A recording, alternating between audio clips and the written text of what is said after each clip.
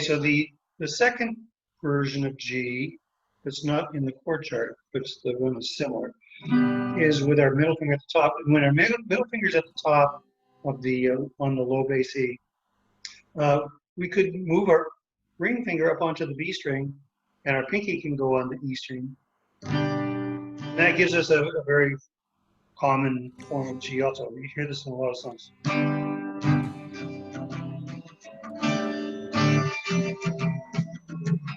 So that's used, like Green Day plays that. The Indigo Girls use that. There's a lot of songs that use that particular form.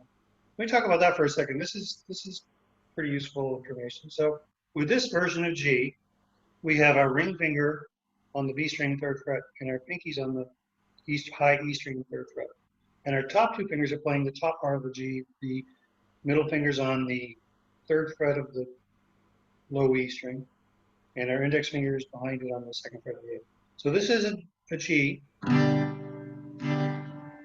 it's not any special version of G because we're still playing the same 3 notes. So we're playing a G, a B, and a D on the D string.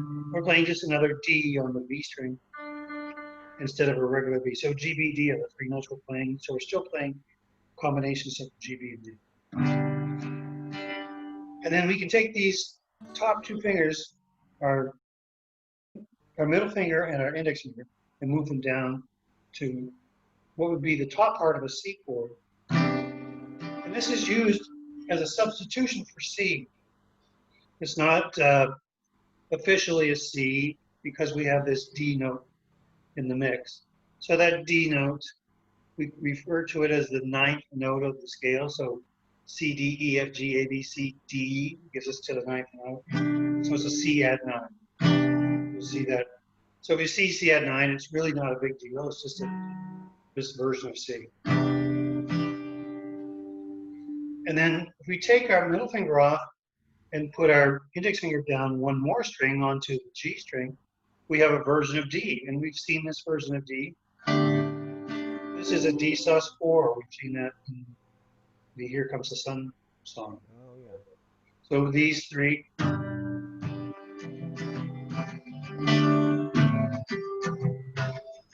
So what's good about this is you can just move these fingers up and down to get to each of these chords. So the middle finger and the index finger can go from the G, you move them down 1 string each to the C, and then the index finger just moves down 1 more to get to the D sus.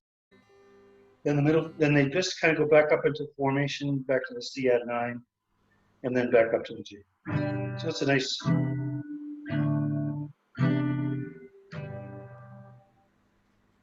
And you can take your middle finger off, and you have like what's called an E minor 7. It looks very similar to everything else. It kind of fits. I call these the anchor chords because your 2 fingers are just anchored there the whole time.